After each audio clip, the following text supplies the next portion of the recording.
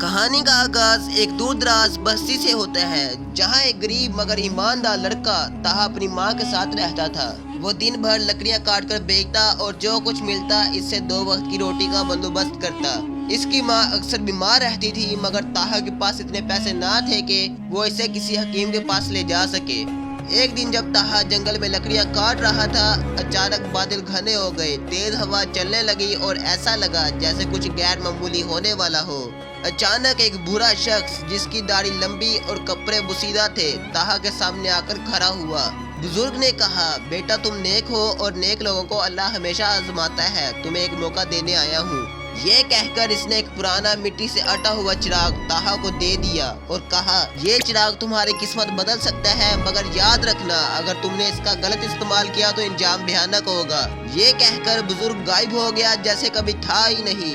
تاہا حیرانی سے چراغ کو دیکھنے لگا، اسے لگا یہ کوئی عام چراغ ہوگا مگر جیسے اس نے اسے رگڑا، چراغ سے ایک تیز روشنی نکلی اور ایک جادوئی آواز سنائی دی، تاہا جو تم نیک نیتی سے مانگو گے وہ تمہیں مل جائے گا مگر اگر تم نے کبھی لالچ کیا تو سب کچھ چھین لیا جائے گا۔ تاہا نے جھجکتے ہوئے کہا، مجھے اتنے پیسے دے دو کہ میں اپنی ماں کا علاج کروا سکوں۔ اگلے ہی لمحے اس کے ہاتھ میں ایک تھیلی آ گئی جس میں چمکتے ہوئے سکے تھے۔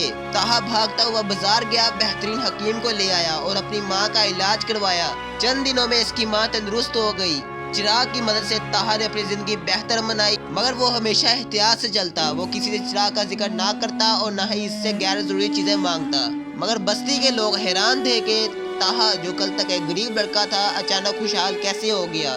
یہ خبر ظالم اور لالچی سوداگر فرقان تک پہنچی۔ فرقان کے پاس پہلے ہی بے شمار دولت تھی مگر وہ چاہتا تھا کہ اس کے پاس دنیا کی سب سے بڑی طاقت ہو۔ جب اسے تاہا کے چراغ کا پتہ چلا تو اس نے سوچا کہ یہ چراغ حاصل کر کے پوری دنیا پر حکومت کرے گا۔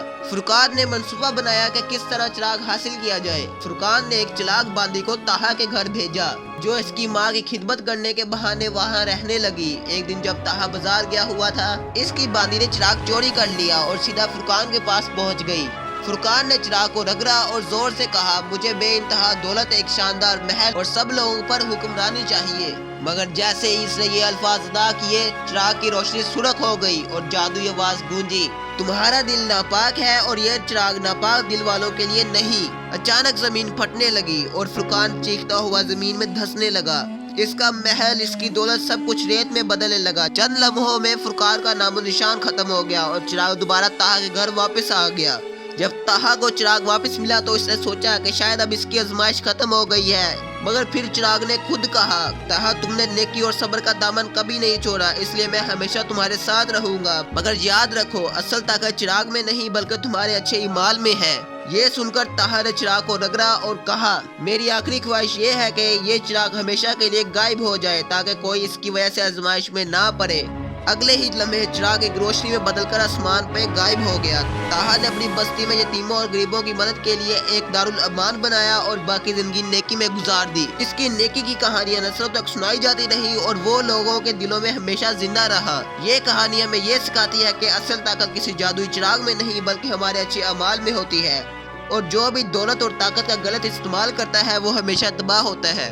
امید ہے کہ آپ کو ہماری یہ چھوٹی سی کہانی پسند آئی ہوگی۔ اسی کے ساتھ طلحہ اسلامک پوائنٹ کو سبسکرائب کریں، شیئر کریں اور کمنٹ میں اپنی رائے دیتے جائیں تاکہ ہم آپ کے لیے مزید ایسی سٹوریز لا سکیں۔ تب تک کے لیے اللہ حافظ۔